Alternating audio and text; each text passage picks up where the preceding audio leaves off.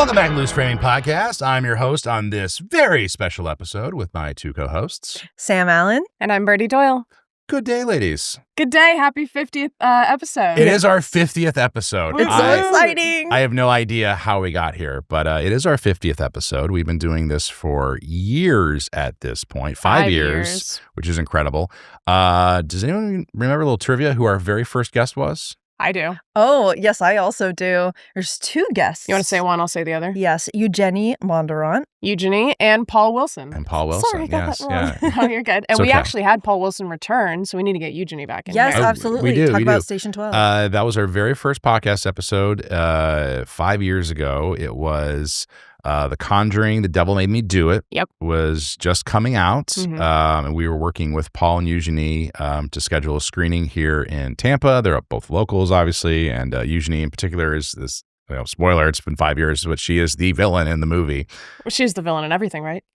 Fear of Rain. Fear of Rain, you're right. Marvel something. Making She might have been a all superhero. these spoilers up in here. Yeah. Okay, if you haven't seen Fear of Rain, Yeah. you're missing out. Yeah, it's a good one. Yeah, she is the villain in that one. Yeah. You're right. She wasn't Or is mental illness the villain? fair. It's always the villain. That's true. But she played Tigress in Hunger Games. Hunger Oh, the Games. Hunger That's Games. not a She's villain. not a villain, There no. you go. Wait a minute. If she's in the Capitol, perhaps she is a villain. Well, maybe I know a little more too much about the Hunger Games, but she was a victim of the Capitol. I've That's her never whole read the character. books or seen any of the movies, so They're I'm sorry. fantastic. All right, the so books. not a villain. We've decided. Oh, okay. not a Well, villain. it is our 50th birthday, so to speak. And we have this beautiful cake that was presented to us. Happy 50th episode, Loose Family Podcast. I don't know how that happened. I was not in charge of this case. I was in charge of the cake, Yeah. and it still happened. Our favorite grocery store did us dirty. Loose It's not my favorite, I'll say Loose that. Family Podcast. Oh, I'm not from here? Okay. Oh, look at this. We're doing good here. Nobody All right. look at Patrick. He's gonna No, it's gonna be daggers that's over all right. here. Well, as Oh, I dear. eat this frosting that just smashed all over my microphone, what is our topic of discussion today, ladies? Ooh, we're talking to Cameron Brumbelow, who is a producer and a lawyer. And Yeah. what has he worked on recently that we may have seen? Sorry. He's worked on Hats Off to Love. I Mhm. was trying to remember what the actual name was because it went from Derby Love to Derby They always Romance. change. It's fun Yeah, like but that. he worked on Hats Off to Love. He's also on the Mother Nature and the Doomsday Prepper. Mhm. Let me just see what else Curry is it. Scent, Murder Curry at the Derby. I don't know if that one's come out by Murder the at the No, time. he's not Stable. on that one. He's not. Murder at the Stable. No, he was He's not not on on that. that Oh, one. he was on Just Breathe. Lifetime with Just Breathe. That just filmed here. Yeah. Curry Scent. I said that one. Mm-hmm. And some other stuff that's coming up, so keep an eye out. Yeah, he works on a lot of things. So He does. Yeah. He I said was joking with him earlier where I was apologizing for assuming he's on literally everything that like films here. If something's filming in Tampa Bay, though, there is a good bet that he is going to be either the production Consulting manager, or- consultant, yeah. or producer on. Mm-hmm. Yeah. So with that, we're going to clean up this mess I just made. And we'll say happy 50th. And we'll say happy 50th when we Happy return 50th. and hopefully have some cake in front of us that's not on the microphone. And with that, we'll be right back with our friend Cameron Brumbelow.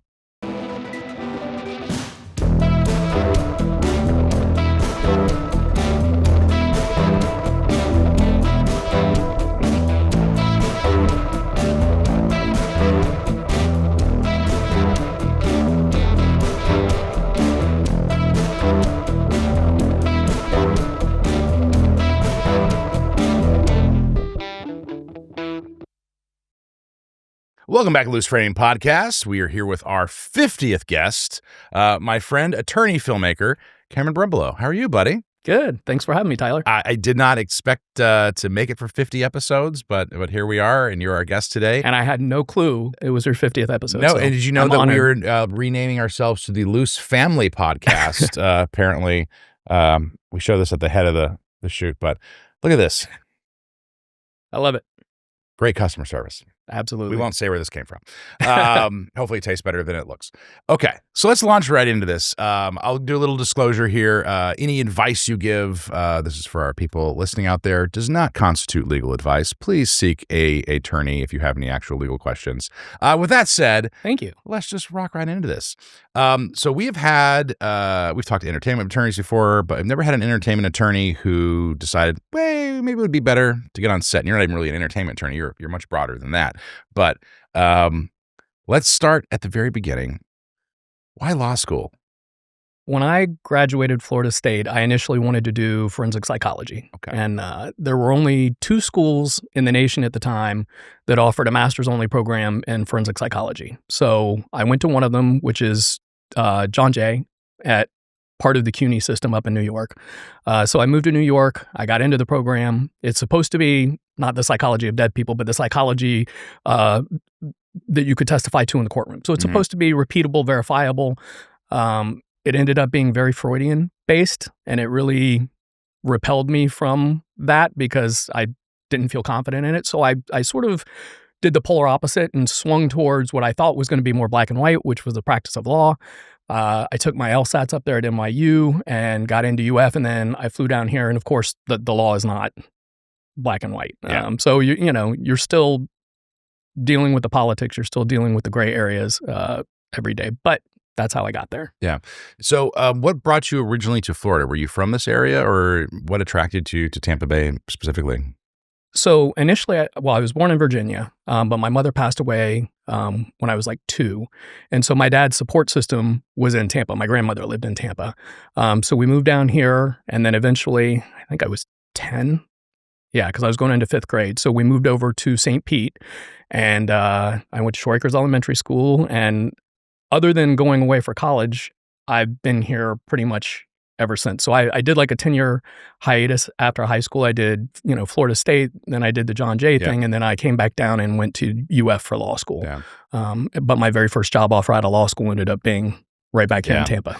So going up to New York, that didn't convince you to leave Florida and try to find someplace else to live?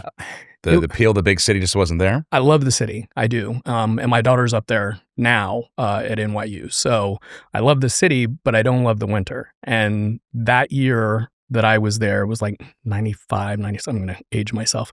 But they had gone through their snow budget by the end of October, and there were like planes going off the runways. And yeah, it was so cold. And I thought I knew what wind chill was, or I thought I knew what cold weather was. And it was like -7 or something like that. But, I put my layers on. I was all proud. I was like, oh, I can do this. And then as soon as I hit the corner of the building, I caught the wind chill, and I immediately turned around and went back in the building for like 4 days. It turns into a wind tunnel all of a sudden. It's like, no, shredding my skin off my body. Piercing. So you went into, or decided to go into forensic psychology, decided to go into law. What areas of law specifically were you attracted to? Did you want to sort of run away from the criminal element and get into more accident and IP law, or what drew you into law specifically, or was just something to be still sort of in the shallow end of what you were previously doing with forensics? I think I initially went in not knowing what I wanted to do, and then when I was in law school, I started interning for an injury firm. It was a defense firm at the time, so it was very much you're tracking your hours, you're billing. So it was, at the time we had dictaphones. So, I would dictate, letters in one, and I would dictate my hours in the other, and, you send it off, and the insurance company would sometimes do audits and say, well, we think you should have gotten this done in less time, or, for this amount of money, and we're just going to pay you this. So then I think between my 2nd and 3rd year of law school, I interned for a plaintiff's firm down here in Tampa. Didn't have to track my time. And of course, right at the end of the summer, I got to be part of a really big case that really helped somebody that was hurt really bad. And I was like, this is where I need to be. Like I can, you don't get guaranteed pay. You only pay if you're successful with the case. But it was, instead of working for an insurance company where you didn't feel or necessarily know that you were doing anybody any good, I felt like I was helping people. And at the same time, I didn't have to track my time. So that was did it for me. And that firm actually made a job offer to me at the end of the summer. So I went into my third year of law school already knowing I had a job. That's great. And all these years later, you're still happy with that decision. You don't look back and say, man, I wish I would have done this or that. No, I think if there was an area of law I was going to practice, that was it. It's been, politically driven a little bit. I did do some workers' comp. They changed the law on workers' comp. That kind of goes away for a while.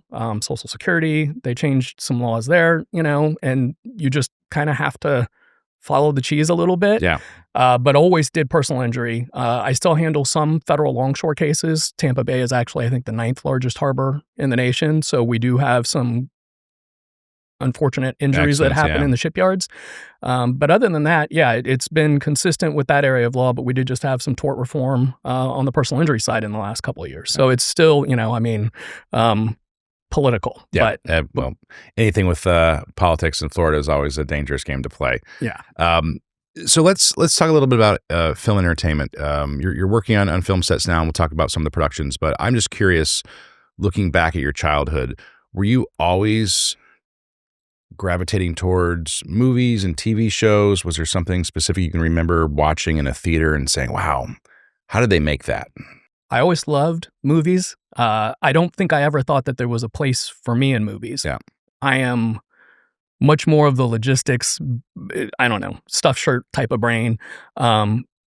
Star Wars, just the how they did the special effects and the star scenes and stuff like that. It always fascinated me, but I didn't think that was a role for me. So it really wasn't until my kids started doing some acting that I started being on sets and sort of realizing there's a need here. They're struggling with some things, especially some of these local productions when they first came to town.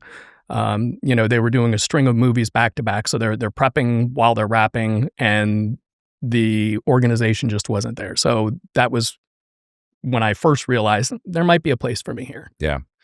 So what was your first production experience?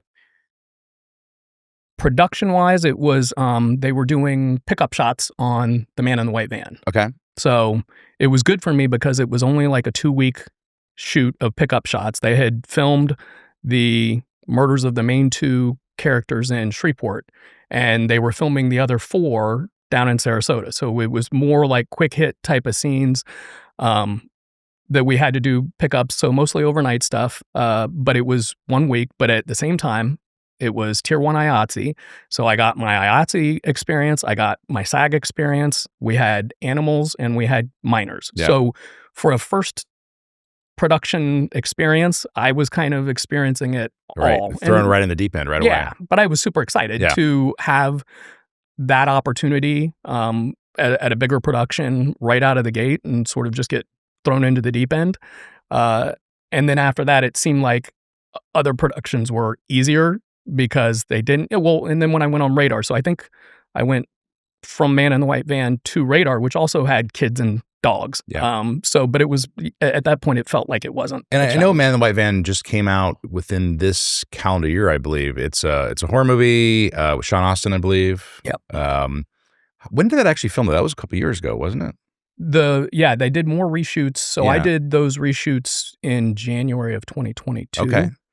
But they had to rewrite the whole ending, I think. And so they did some additional reshoots on that. And I wasn't available for that. And I wasn't a part of that. And how did you hear about this production? So I believe it was from Pam. Do you know, Pam used to do Elaine's movies here, the Hallmarks. So there was a movie, South Beach Love, that everybody was getting COVID. So everybody kept missing work. And I had brought my daughter to do some background work or whatever on it, and they needed somebody to be second team on that. So I had already been tested. I had already been cleared like the day before. So they were like, can you come be second team? So for probably, I think, a week and a half, I was the second team on that movie, and I got familiar with the crew and got to know the crew. And then when Man in the White Van came, they were trying to get Pam, but Pam had to do another movie for Elaine up in North Carolina. So she sort of dovetailed me into that. Yeah. So it really was just right place, right time. And you had sort of an interest of, hey, maybe I could do that. It looks like there's lacking some common sense over there. But if I help out a little bit? Yeah, I definitely put a few feelers out, Yeah. and I think I kind of knew of all the departments where there would be an opportunity for me. Production Yeah. would be, the POs. And were you scared that first day, or you were just confident, like, I think I can do this? I think I was just determined to keep working. That's fair. Yeah, it was whatever it was. If it was deal memos, if it was COIs, it was permits or whatever. I was just going to keep going until I checked all the boxes. And I did have Pam on speed dial to call if I got lost. So that first, maybe not, was it Taste of Love, St. Pete Love? South Beach. South Beach Love, thank you. Which shot over in Clearwater, right? Yes. So maybe not that one, but looking at White Van, what was those first couple of days on set, the experience? Were you looking around and just trying to absorb as much through osmosis as you could, or were you identifying areas that, I could be a producer, I could be a really strong coordinator? I mean, what on set, who did you see on set that said, oh man, I want to be that person's job? I don't think I had producer ambitions at the time. It was so new to me. I had a great UPM, this guy Phil, that sort of also took me under his wing. So I wasn't just by myself filing all this or going and doing, the neighbor knocking and stuff like that. It was, under his guidance that I was checking all the boxes. So I probably looked more at a UPM type of position, thinking, okay, you can get there. And again, being a tier 1 IATSE, it was a higher paying situation than some of these lower budget movies. But it was, at the time, I think that was the limited, reasonable, attainable goal. Yeah. Are you still practicing law at the same time you're working on set? And how is that sort of juggle and balance working out? I do. I still have a full-time law practice. The beginning of last year, it got to a point where the productions were so many, we were doing 7-8 movies a year, that I ended up bringing on a business partner to handle the litigation side of the firm. So I still handle pre-suit personal injury cases, but if a case goes into litigation, it goes over to my business partner because I can reschedule things pre-suit. Most of it, there's not another attorney on the other side of it. But when you're in litigation, then you have to work around court dates and you have to work around other attorneys' calendars. And those things are not easily rescheduled, and the courts are not very flexible on just saying, hey, can I reschedule this hearing? Or they're not going to let you get away with that. So, I think ethically, it was the right thing to do to bring somebody on to be responsible to the cases and at the same time, keep the law firm going. Yeah. And you mentioned, working with, deal memos and film permits and different contracts. Union has their own breadth of paperwork that is filled out. Do you see a lot of similarities in what you were doing in law as you're doing on film sets? I do. And actually I did expand into entertainment law probably in 2018. So a lot of I'm a huge fan of independent film. So when I have producers that need help with a private placement memorandum or a subscription agreement, I will do those things. The majority of the time, I'm going to send it to Scott Goldberg in Orlando, but I will handle some of the smaller ones where they can't afford his rate. I'll do like a friends and family rate to help get them started. Yeah. But most of the time for the regular productions that come here, I'm typically using their paperwork. So if you're going to use my paperwork, then I have to run it through the law firm, and that's a separate package. But if I'm using your paperwork, then I'm not worried about it because that's separate from the practice of law. And then I'm just executing their deal memos. I do a lot of the long forms and stuff like that for a lot of these productions. And I do act as the SAG signatory on the ones that are union. But again, I'm, like you said, the union has their own agreements. You're just complying with the check boxes. Yeah. And you've worked with a variety of levels of productions now and a variety of experience and people who have been doing this for a very long time. We'll get into some of the spec Lifetime and Hallmark movies that you've worked on.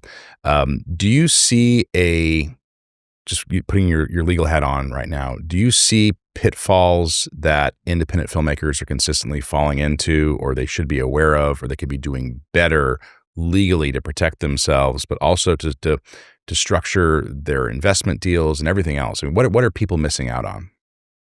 I mean, the number one situation I run into when people call me at the firm is they've done a handshake deal. They've either had somebody film something for them or write something for them, and they didn't do it work for hire.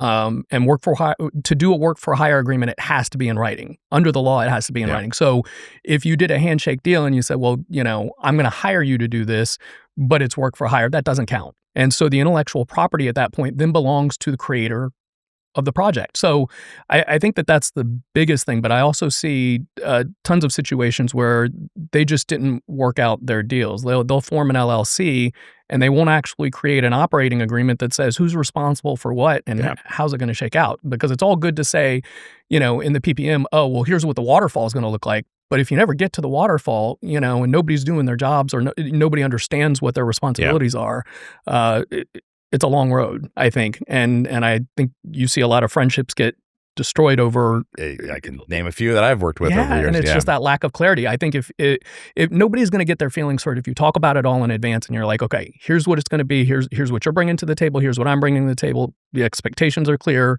Do your job, Yeah. And then putting on your sort of ex-attorney hat, workers' comp is not terribly common unless you're on a union shoot. Is there things that crews, when they're looking at their deal memos, they could be asking for or structuring into to protect themselves a little more if they do get hurt on set? So all of the jobs that I've been doing, we do the workers' comp through the payroll company. So they are covered. They are technically employees versus independent contractors. I have had a couple of projects where they were 1099ing everyone. I don't necessarily agree with that because we do exert a lot of control over their schedules and things like that I think would disqualify them as independent contractors. That's been a debate for a long time. And listen, I'm not there with my attorney. I'm not the attorney on set. I'm not a set attorney. So it's like if a producer tells me that that's the way that they want to make it happen, I give my little speech and then I'm done. And then I'll do it the way that they want to do it. But if they get in trouble for it or somebody gets hurt, I don't think that there's any immunity there. Yeah. So it's good to know. I know we've had several debates just as a state whether or not 1099 contractors are actually exempt or eligible for workers' comp on a lot of different projects, not just film.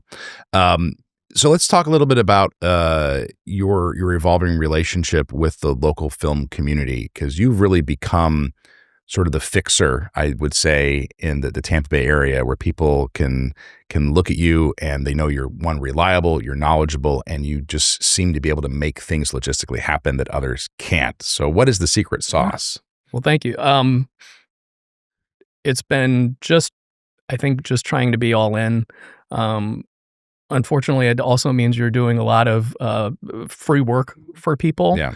But I think it is also just showing people you're a hard worker, you support the project, and try to keep a positive attitude, because a lot of these smaller budgets, it is hard. It is hard to find locations. It's hard to find free locations, and it's hard to find good crew for some of these rates. And I think most of the time, the commercial work here is a lot and it pays a lot better. So what I try to offer them is consistency of employment. If I have a slate of movies, if I sign a slate deal, then I can go back to my crew and I can say, listen, I'll sign a deal with you for a set number of movies. And then, there are certain crew members that have come to me before and they're like, well, I can't get credit because I'm always changing jobs. And I'm like, well, I've hired you the last 5 movies. I can write you a letter through Angry Elf that just says, hey, you're an independent contractor, but I've hired you on these movies. I intend to hire you in the future. And it's helped. It's helped a little bit. But, I think that's part of what I try to do is bring it together so that people can have consistent work, that I can have consistent work as well, that it helps me as much as it helps them. But to give a good look to us in the area so that more projects come here and believe that we have the ability to support their program. So like right now, we're crewing up for another movie and we're up against another project that you know of. And it's a good problem to have. I think that we have enough solid crew here that I can crew up my whole movie without having to worry about that other project. Yeah. And you haven't lived here your entire life, but good majority of it. Do you feel like the relationships you've built, even just outside of film, just living here and doing what you do, family, friends, you've now been able to turn to and say, hey, I need a location, I need this, I need some help? And has those relationships really helped you bring these productions over the finish line? Because you're right, it's very small budgets and a lot of issues. But if you have a network of people you can rely upon, it certainly helps. Yeah. I think just in the past year, I actually realized that part of my value is being local. So last year, I only did the 2 movies here. We did DNA Murders and then we did Mother Nature. And after that, I took 3 movies out of state simply because there wasn't any projects that I was affiliated with that were filming here. So I did 2 in Missouri and I did 1 in Kentucky. And I quickly realized that I don't have the connections there. I don't know who the crew is. I don't know the locations.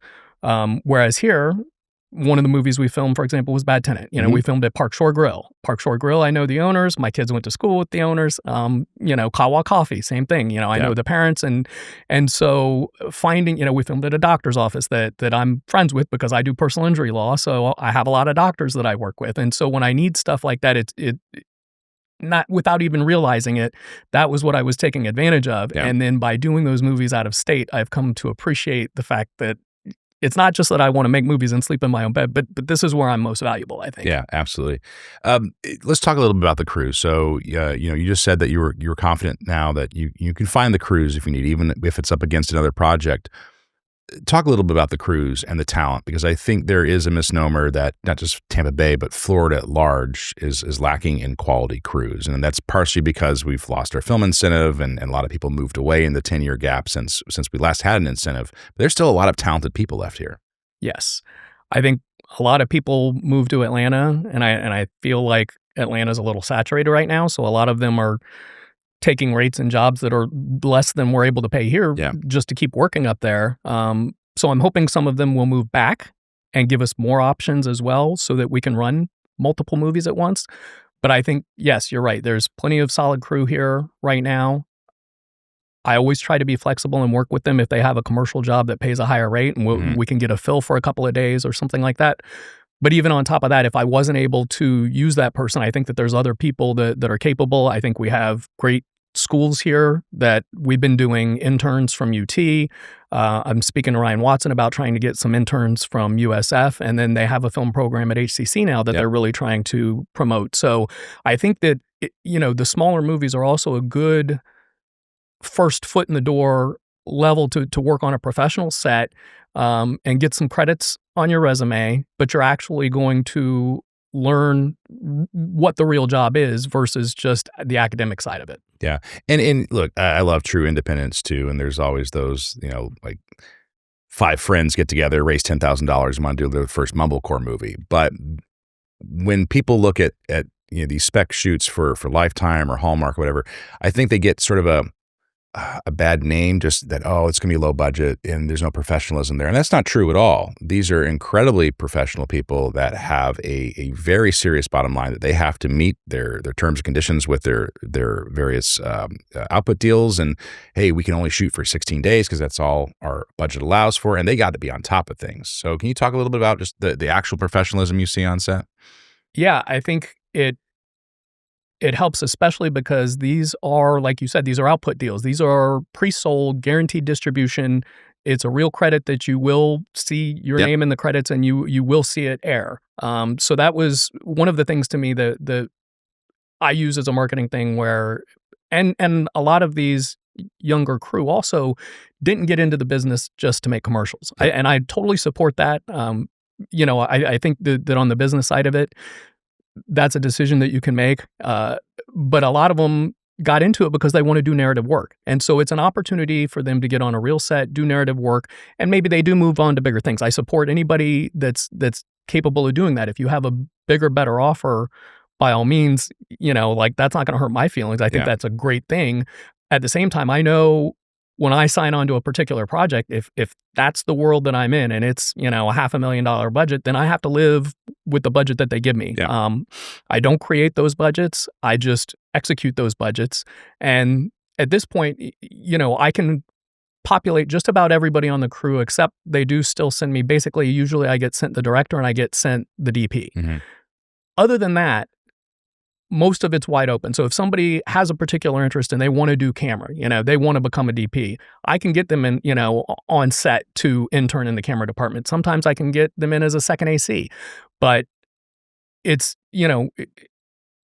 it's good credit for them, and I think it's a good opportunity to use it as a stepping stone to other things. Yeah, absolutely. Particularly, as you mentioned, for our students that are just recent graduates from our local film schools or in their junior or senior years, and they're looking to pick up some extra credits and some experience. It's a great first step. Yeah, I definitely think that. So you've had several hats on these various shoots, and I know locations is one of those, and not always easy to actually land a location, particularly if your offer is free or a couple bucks at best. What has been your approach to finding locations above and beyond just tapping friends that you might know? I mean, how do you get into people's homes and businesses effectively? Sometimes, well, it also comes at this point because we've done enough movies that there are extras that we've worked with who own nice homes and are willing to accommodate us. So we've done that on several movies. We still do the traditional, Pure Space, Airbnb searches where you're reaching out to people and just trying to vet the people that are open to filming at their locations. And I keep a database of every movie. I track every crew member and every location that we've been at, so that when we need a hospital space or we need a ranch style home, that I can go through there and look at my little notes and I can reach out to those people. So it actually gets a little faster as you go. Unless a bridge got burned, something got broke or something. But other than that, I think we have a pretty good database going now. There's also your database that we can, get a lot of contact. We found Mosley Estate for the movie back in May through the Film Tampa Bay site. So we still use all of those resources to try and find locations, but it's also getting easier once we know a location to know how that homeowner reacted to us, how they felt about us being there. Because they're low budget movies, but we are not a small footprint, right? The crew is still 32 people. We still have 3 or 4 trucks. So even though if we're going 16 footers, it's a lot coming in, and a lot of people don't quite understand. So I always try to be very upfront. Like, we're not 5 or 6 people with a handheld coming in. Yeah, we are a swarm of locusts coming in. Yeah. And it feels like a lot, even though we're not a big movie set. We are not small either. I think that's so smart that you are not only tracking crews, but people you've worked with in the past. I think that just comes with experience. But I hear so many young filmmakers that get on their set for the first time or the first couple of movies, and they don't save call sheets. And I think that is a real missed opportunity. Every call sheet you should save. Have a little chat book or something that you keep everything in, because those are people you've worked with, you can rely upon. The quality of their work because you've worked with them on set, and you can call them up because you have their contact information right in front of you. Yeah, so absolutely. Filmmakers out there, don't throw away call sheets. Make sure you collect all of those. Yeah, I like to track too people's progression. So a lot of our crew members come on as PAs just to get their foot in the door, right? Their aspiration is not to be a production assistant. But as you get to know them and you see that they're a solid worker, it's like, what department are you? What is your career path? What are you trying to do? Are you, some people want to be producers, some people want to be directors, some people just want to be DP. But whatever that path is, I try to support that path. Yeah. So, I can tell you we've had a couple of PAs now that are first ADs, and it just comes from that experience with them, knowing that they're solid, moving them up, and each time they move up, they prove themselves, and then they're ready for the next stage. Yeah. That's great advice. And I think that goes to what you were saying earlier, the benefit of maybe signing on with a slate of films. You're going to be able to prove your worth, and you have back-to-back consistent work, and you're going to get better, hopefully, every single time. Yeah. So let's talk a little bit more about locations. You've worked on a variety of projects, different scopes, different pitches and stories. You've worked on some Lifetime movies, some Hallmark movies. What about Tampa Bay lends itself to being versatile in filming, in your opinion? And we can talk about both sides of the county. Both counties? Yeah. Both sides of the bay? Yeah. I honestly feel like the area sells itself already. So when it comes to obviously you doing your job to bring them here, I think that obviously you can film year round here. And I think that the production value speaks for itself, both sides of the bay. I think there's super high quality production value that producers want. And again, we filmed a movie in Missouri in December, and it was absolutely Miserable. horrible. The camera froze, the motors froze, the actors could not get their lines out. Like, they would run out onto set, drop their jackets, try to hit their lines, but they got to a point where it was so cold that they could not speak. So that alone offers so much, but also you have like the architecture here, and there's so many things. Like, you can cheat Tampa Bay for LA. There's so many places that you could take, historic Ybor, and you can cheat that as other locations too. So I think there's a lot of diversity here that allows you to cheat locations for a lot better price than what you're going to pay to go shoot on location. And then you can have everybody in one place at once. Also, we have great local talent. So I think supporting the local talent, like a lot of these movies, I only have the budget to travel my 2 leads. And once I've traveled those 2 leads, I've got to deal with their lodging, and I've got to deal with their rental cars, but everybody else has to be local. And so not just locations wise, but I think talent wise, the area is attractive to producers for that, because they're when we had the statewide incentive, which I hope is coming back too, so we can talk about that too. But when the statewide incentive went away, we had a really strong acting base here, and I think a lot of those people are still here. They've just resorted to commercial acting or moved on to other things. But I think that base is still here for the most part. Yeah, and let's talk a little bit about the importance of incentives. It's taking 4 or 5, maybe 6 years in some cases for LA's film incentive to pay out. I've heard equally lengthy times in Louisiana and in Georgia for a variety of reasons. And while you might be getting more monies overall, if you're willing to wait that long, it's not very convenient if you're making a lower budget production and you're trying to put that money back into the shoot potentially for something like post, or you're trying to pay off your $1 investors quicker. Florida does not have a statewide incentive, which is a shame, as you mentioned. Right. But we do have localized incentives. And has that been impactful in your opinion in bringing productions here? Absolutely. I actually, because I run my own production company, and I do have my own projects separate from what I do with these output deals, like the Filipino rom-com and things like that, where we are trying to fund them ourselves. I typically use your system as a marketing tool to bring producers here, because the fact that it's a rebate and you're not waiting for a tax incentive, that you can actually use that contract as literally collateral to walk into a bank and get a loan, or get an investor to cover, to finance you against the incentives is incredible to me. And you don't have to wait to get your money. So, I mean, you have to get through production, but if somebody else is willing to finance that and they know that their money's covered, they're going to be a lot more likely to invest than they are if they're $1, in the door. So I definitely think the incentive is a huge part, especially, you're getting an increased budget. People are excited about it. People are starting to put in more applications. So I think that for me, that's, the light bulb's on, like there's opportunity here, and I push that all the time, because I think, and again, some of it, the way your incentive works, obviously it's based on market value. So I try to introduce those producers to different ways to get more value out of the percentage, because it says it's 10%, but it's not. It's 10% of market value, not 10% of what you spend. And so trying to explain to them, like we did, on Bad Tenant, where we bring in a wrestler. Well, wrestling's really big here, so you bring in the bunny, and of course that ended up being like the #1 clicked article on Tampa Bay Times for that month of January, and that helps you on the marketability side, give us more money and more incentives to these producers to make the next movie, So yes, I think the incentives are huge, especially with your budget increasing. I think that the opportunities are good. Yeah.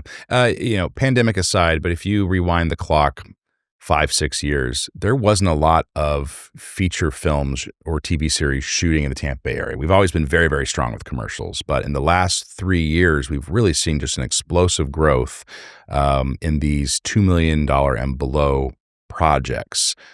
Do you attribute that solely to the incentive, or is just Tampa Bay becoming more well-known? What do you think these projects are coming here?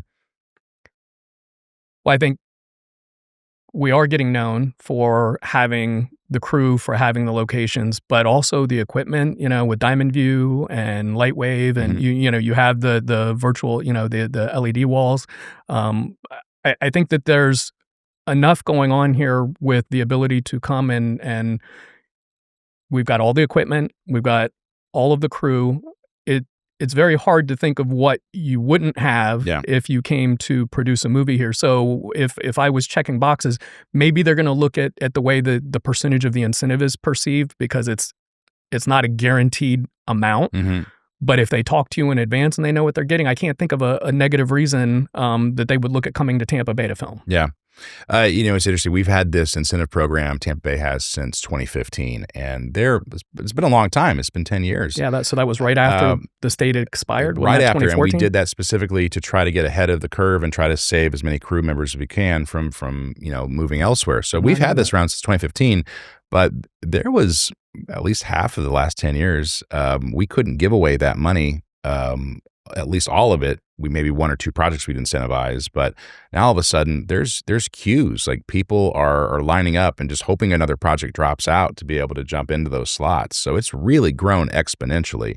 I've definitely dealt with you saying, put your application in now, right? And that used not to be the case. I mean, we would be sitting around and say, how come I cannot give away money? And it just seemed very strange to me, but it really has grown. I think you're absolutely right. There's very few reasons not to shoot here. Unless you're looking for mountains or miserable weather and snow, then I'll recommend someplace else. Script-based, but otherwise, we really do have a breadth of locations, great crews, people like you who are knowledgeable about so many different things, and not only knowledgeable, people, and you're able to get yeses where everyone else would get a no. And I think that's really valuable, not only for your own skill sets and your future in this career, but just knowing that there is someone like you here that people can call and say, hey, Cameron, I got a small budget movie. I'm looking for these things. Can you help out? And maybe you're available or not. It sounds like you're getting pretty busy these days. But yeah, I still hope the answer is yes, because I do support independent film more than anything. My wife had basically told me if it was just to chase a paycheck, that's why I don't do commercials, because if it was just for a paycheck, then I really should be practicing law, right? But I felt like after 20 plus years of that, I'm entitled to do a little bit of what I like. Yeah, I'd say so. So you've been doing what I would call a lot of service work, where you're being brought on for other people's projects. But you mentioned a couple of projects that you're kind of developing on your own. Is there more of an excitement there that, hey, this is something that, it's my baby now, I'm not working for someone else? Yeah, not only that, but so these output deals are low budget, and that means everything has to be shot very practically. So just last week, Mother Nature and the Doomsday Prepper got released. When Christian approached me about co-producing that with him, I immediately said yes, because the moment that I read the script, I realized, not only is it like Greek mythology, but we're using the LED wall. Like, this is going to be cool. We're gonna construct sets. We're creating. You built an entire. I mean, I would call it a pirate ship. I mean, what you call it, but the pirate ship, the Gates of Olympus. There was that was a stage, a rolling stage that basically. We built a set on, tore it off, and it was rolling because we would spin it 180 to film, so the LED wall would rotate with the stage, and then you could film your over the shoulders or your other, opposite views. And it was just so cool to me to be able to work on something where I had a construction budget, I had some, the LED wall, and it was fun. It was something sci-fi, where a lot of these are just, they're straight thrillers or they're straight rom-coms, and everything has to be shot practically. Yeah. And there's nothing wrong with those, by the way. Lifetime and Hallmark gets phenomenal numbers as far as people tuning in. Yes.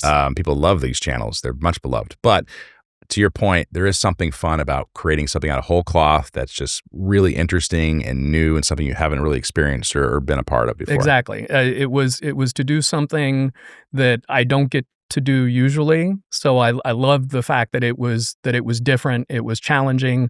It was something I didn't know. I still have to rely a lot on my first ADs and things like that. Like I do, my own budgets and I do my own dirty schedules and stuff like that. But at the same time, I'm picking up the phone and calling and saying, okay, can this be shot practically, or what does this mean? If I'm reading something in a script and it's like, okay, is that real, or is that, am I having to budget post VFX for that?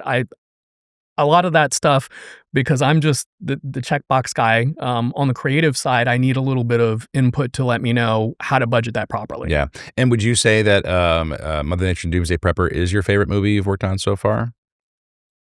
Or project? We can just say project. Yeah, I would say it was. The challenges were different, and it was a lot of fun scenes, and I can tell you, the EP on that, Lori, is a big personality, and Christian has that style that, and you can see it in the movie. It's got, that fun little quirkiness to it, but it's a super cute movie. And again, it's Greek gods, and it was a fun movie to do. It was a lot of work. It's been a year in post, so I'm happy that it's been released at this point. Yeah. But I would probably say so far, especially where my company was one of the production companies in it, where it wasn't for somebody else, but I was actually a producer on that movie. I would say that's been the most fun. I mean, I'm probably still most proud of Curry Scent, which was the Indian movie I shot in Sarasota. Beautiful film too, yeah. Thank you. Where Angry Elf was the production company on that, because I definitely, I had the support of Christian's studio. I had the support of Christian's equipment. I didn't have to worry about like where I was going to rent when we were talking about things. I had him, and if I had a budgetary issue or whatever, we could work it out with Lori or work it out with the studio directly. Yeah. You've taken a very different path in your career. I know you're a lawyer, but I'm just curious, does your wife and your kids find this fun that you're getting into film? Have they sat down and watched a movie with you? And what was that experience like? I will say my wife has questioned why, like as I'm older now, why I would want to go from a desk job to 12-hour days. Yeah. Because it is a lot of 12-hour days, especially if we're filming splits or overnights. So she doesn't quite understand the logic of that part of it. So I would say, and of course, getting my foot in the door, the money is not what the lawyer money is, right? Yeah. So she supports me though, and again, the real deal that we had is if it comes down to you're just trying to make money, then you need to go back and practice law. But if you're doing what you want to do and you're happy doing it, and she can see that I am, then it's okay to go make feature films. She does want, like Adam Sandler puts his wife in all his movies, so she's kind of thrown that out there because I haven't done it yet. But I told her, like, all right, so next movie where I'm the sole producer, I'm the producer, then we can sneak you into that movie.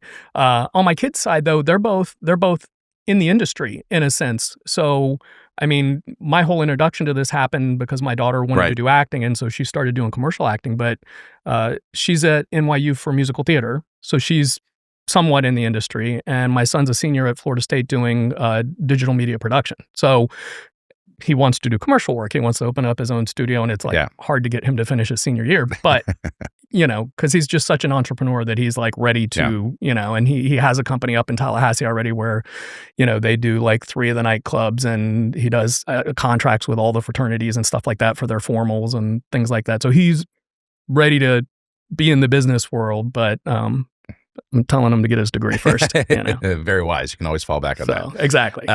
So I'm just, you mentioned Curry Scent, a beautiful film, award-winning film. What was it like sitting next to your wife in a theater? I'm presuming you took her to at least one premiere, and like, this is one that I made. Like I produced this in its entirety. So I think the one that she went to, so it did screen at Gasparilla, but I think the one that I took her to was the Sarasota Film Festival, and they had it at the theater that's also like they serve steak dinners and things like that. So we went with the executive producers to that showing of it, and that was when she got to see it. So she was excited. She was excited to see our logo. I don't think I did. Oh, I did play a news reporter at one point in it, but I'm like through the glass, So I did a little cameo in that one, but for the most part, it was just, we made a movie, we, did it professionally, we got it distributed. Here we go. Yeah, we're coming to the end here, but I do have a couple more questions. One, your production company is called Angry Elf. I have never asked you where that came from. I was told I should make a better backstory for that because it is a conversation piece. But actually, my business partner, Don, had just said, well, I always felt like if I wanted to open a production company, I would name it Angry Elf Entertainment. And I was like, I didn't have anything better, right? So, I was on board with that. We were in the middle of the pandemic. I think this was mid-2020. And we were really just doing it to make smaller indie films, shorts and things like that. And it just was by coincidence that the first movies, as soon as they started letting people film again, that the movies came here. Yeah. And so I think that, group came from Oklahoma where they were shutting down the incentives or changing their incentives there. And Tony Armour had a deal with the one group and got me introduced with them. And so, yeah, that was kind of how that got started. Okay. I thought there was going to be got clocked on the head one day and woke up and there was an angry elf in front of you or something fun. But no, I am not the angry elf. So a couple of final questions here.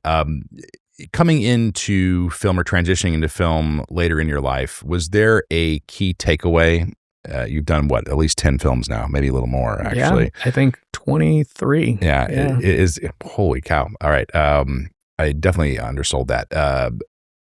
But was there a key takeaway, like, hey, you can join this industry at any age if you're passionate about it, or whatever it might be? I'm just curious what the one thing is. A key takeaway. I definitely don't think age is a limitation. We've hired people at all ages. It's the same thing with acting. I think you can find there's a role for everybody, and I feel like it's the same way with the crew. If you're hardworking and you're talented and you have a passion for it, I think that's more what it's about. Is I found something that motivated me. Where, I was good at I'm good at being a lawyer, I think, but at the same time, I just didn't have the passion for it to the extent that I do for making movies. So I found something that motivated me, even with the 12-hour days. And so my key takeaway would just be do what you love. I don't think age is a factor. I think if you love what you're doing, you're going to be good at it. Yeah. And then looking at younger crews, because you have hired a lot of people, is there just sort of a piece of advice for someone starting out in their career, much younger, they're getting on their first set, maybe a set that you're running? I would say don't hold back, submit your resume, come get on set, come intern. The networking opportunities, even for an intern.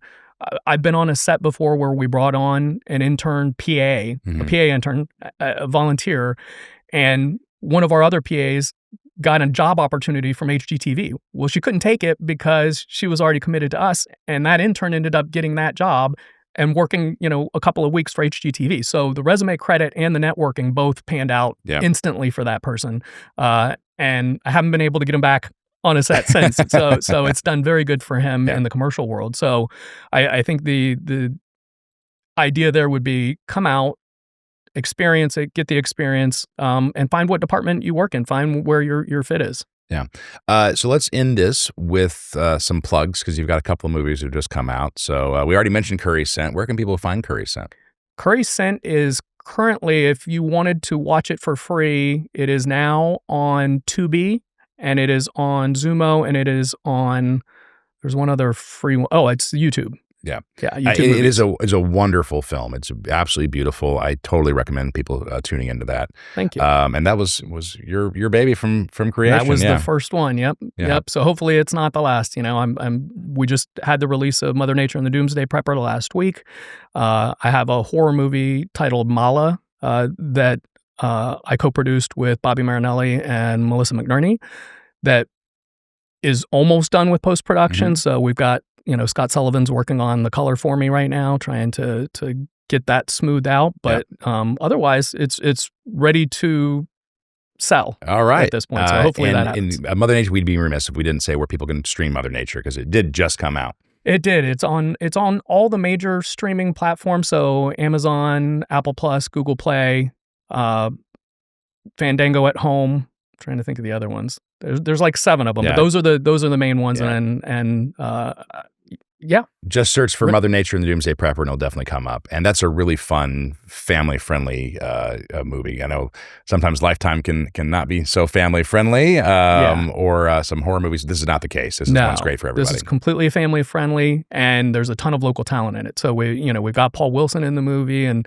a couple of other locals, and we had a day where we had even 100 extras in this auditorium that are all local people. So it's a good support. It does a great job. There's some great drone shots of Tampa Bay. I think our opening shot is right here on the Courtney Campbell Causeway. Great connection with the Coast Guard too, which has been here in Tampa Bay for a long, long time. That was amazing. Yeah, we actually got to film on the Coast Guard cutter itself, and the Coast Guard media person flew into Tampa and was with us, supervising us and approved the final cut of the movie. And so we actually have the real Coast Guard seal in the movie. That's awesome. We just did a premiere at Tampa Theater, and it was a lot of fun. But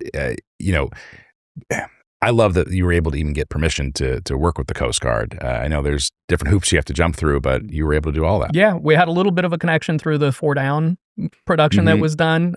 So we already had connections to the right media people with the Coast Guard. So I think that really made it feel a lot easier than it sounded. Yeah. So Cameron, I don't know the answer to this, but if you would like to plug your Instagram or other socials, you're welcome to. Where can people get a hold of you at? I think it's just at Cameron Brumbelow. It's a little boring. I think I just have it under my individual name. I don't know the call for Angry Elf Entertainment, but I do pretty much share the same things to my personal account as I do for Angry Elf. And it's pretty much all media production at this point, not law. Yeah. So. And definitely follow Cameron. And if you are a producer coming to Tampa Bay, please reach out to us here at Film Tampa Bay, and we're happy to connect you with people like Cameron. It really is valuable in hiring locals that know the area, that have connections, that have friends, family, and people they've worked with they can rely upon to try to get you into locations you wouldn't otherwise be able to access. So with that, Cameron, thank you so much for being on the podcast. Appreciate today. it, Tyler. And good luck with your upcoming films. Thank you. Thanks for having me. All right. And with that, we'll be right back.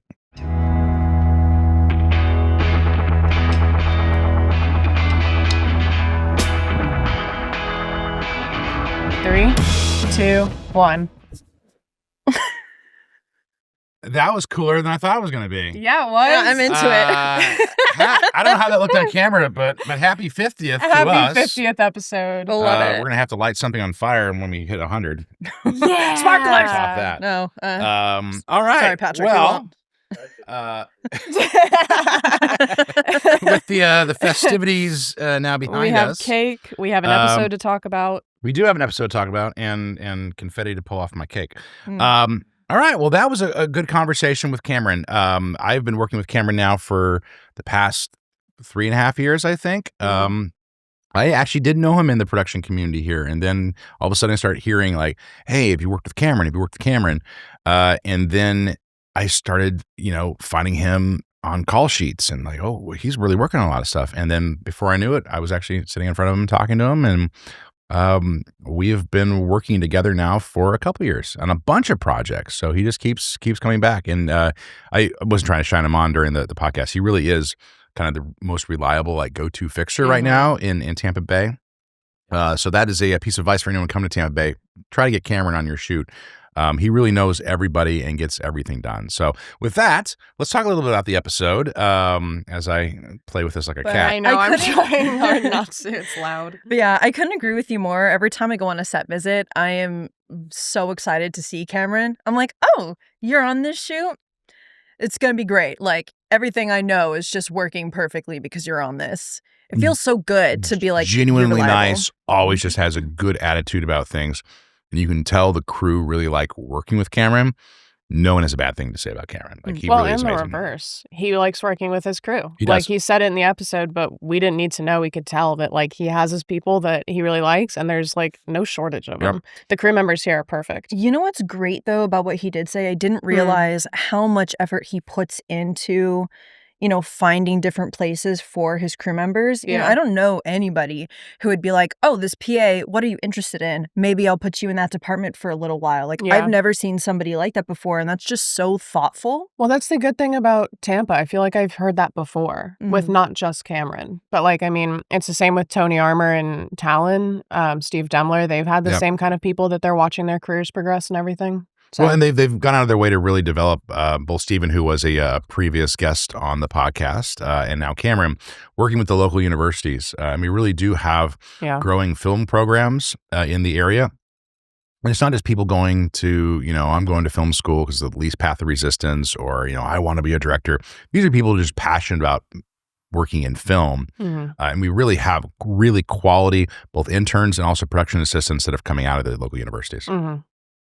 Don't disagree. Well, HCC is getting their film program up and running, or Mhm. is it? It's a been around for a rebrand? while, but Yeah. I think what they've been doing lately is they've just been hiring really passionate professors, and you can see that transforming the department. I hear really great things about HCC and their program, and we've actually been interacting more and more with their staff and their professors.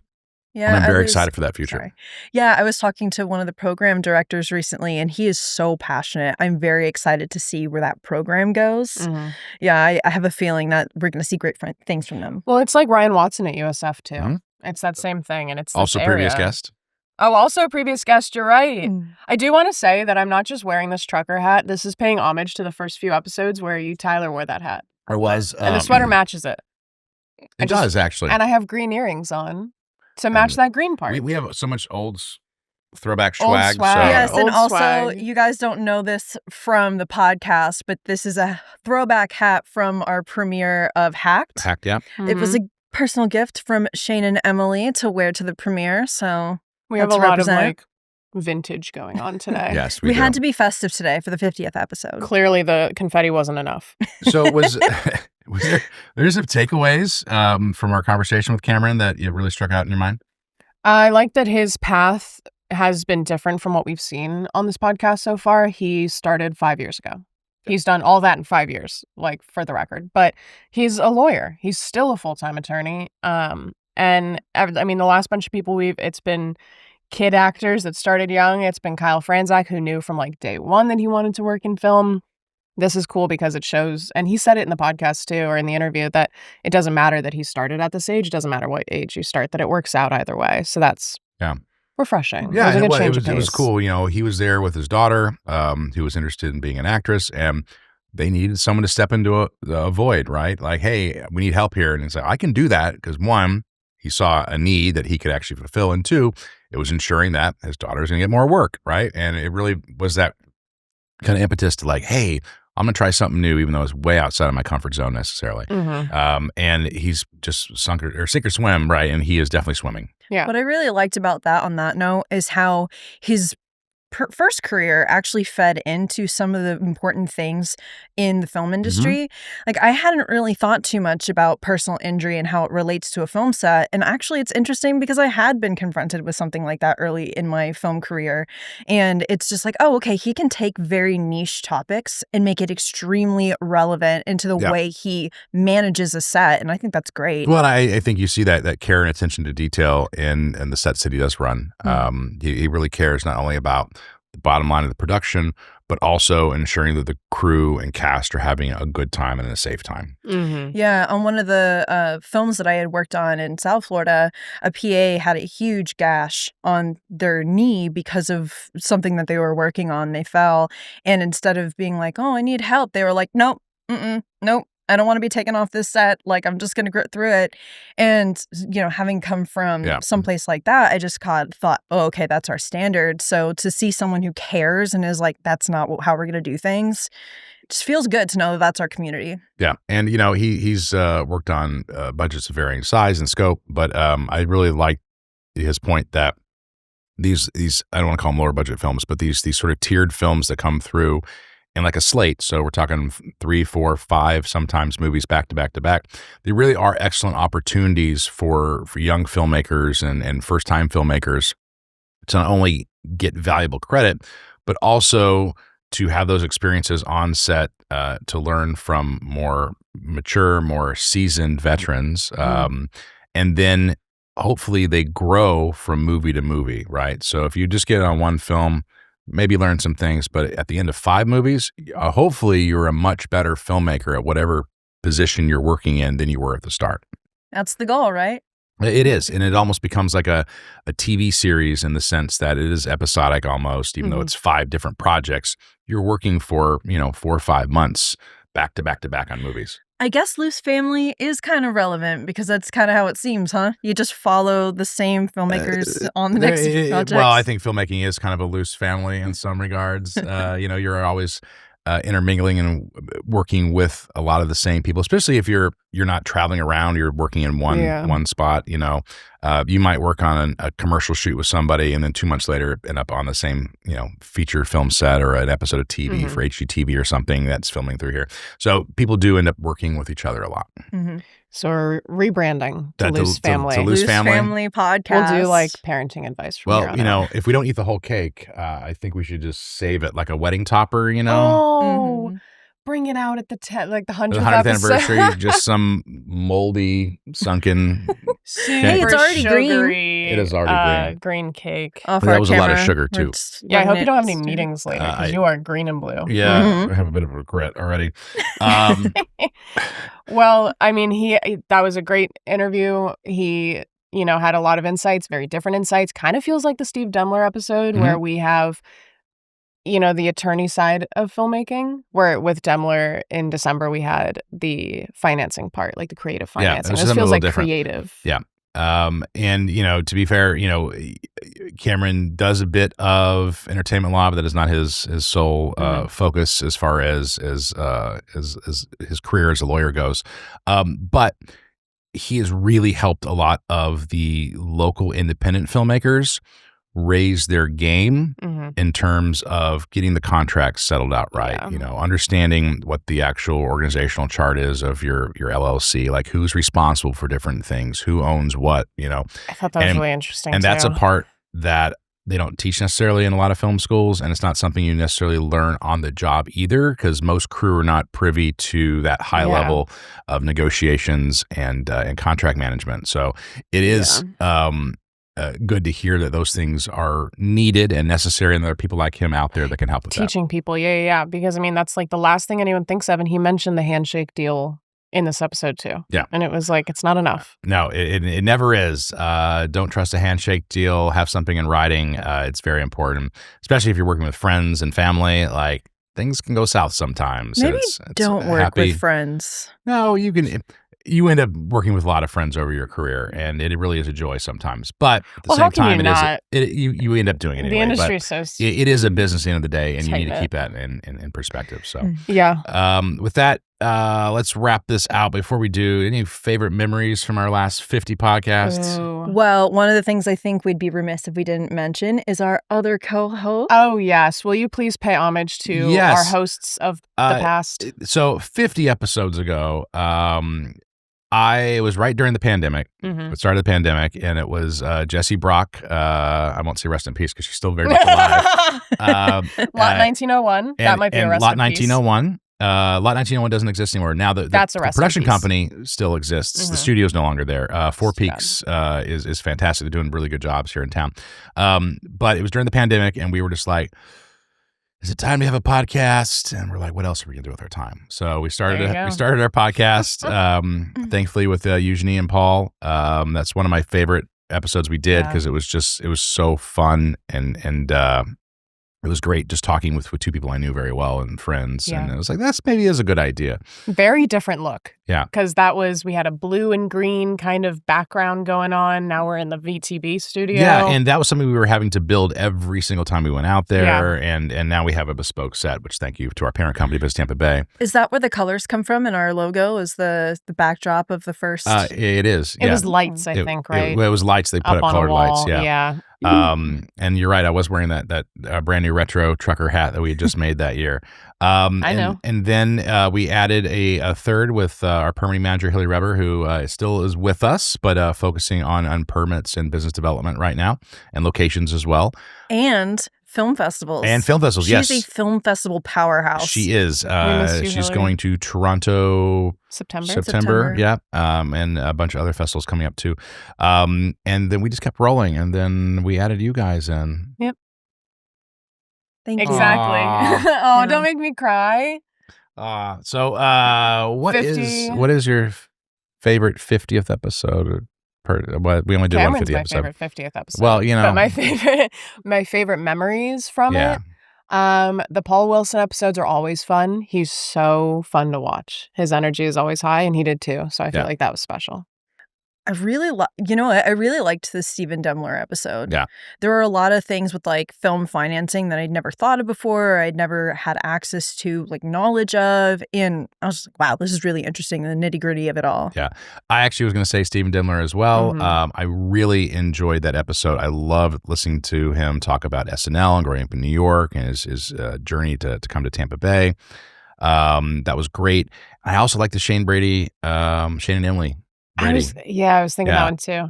It was a lot of fun. There was so much energy with Hacked, and you know, they were just sort of in the early stages of launching that movie. Yeah, they were and filming it at the time. Yep, they were filming it at the time, and you know, Emily was pregnant, Oh yeah, she was. and Gosh, it's been so long. yeah, it was, and then they gave me a beautiful gift at the end, Viking horns that I still Yeah. have Oh in my my gosh. house. So, Wow. not that, you know, to be my favorite guest, you have to give me a present, but it does help. Have you heard of the podcast I Said No Gifts? Yes. Is that what? There's a podcast called I Said No Gifts. Okay. But you have to bring and a it's gift. like, do not bring me a gift. And then my guest this week brought me a gift.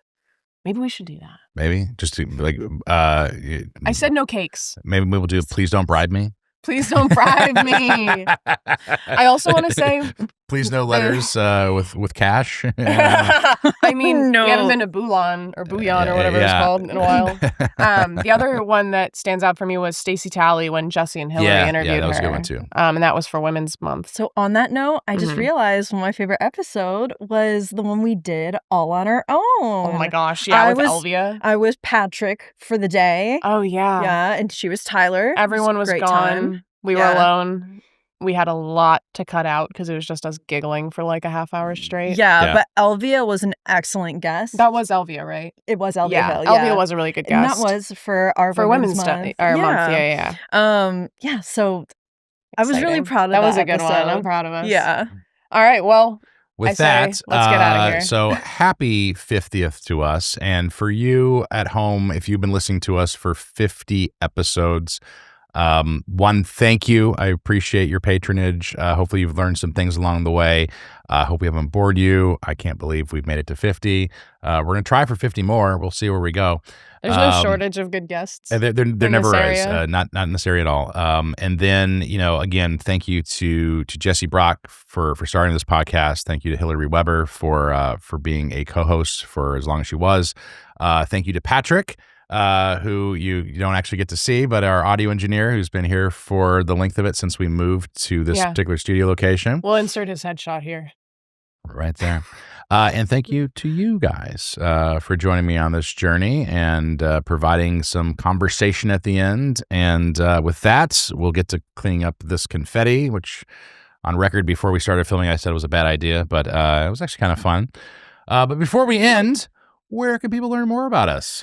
We are Loose Framing Podcast. You can stream us anywhere you stream podcasts, and you can find us online at Film Tampa Bay across the board. And with that, we'll join you for episode 51 coming up soon. Thank you.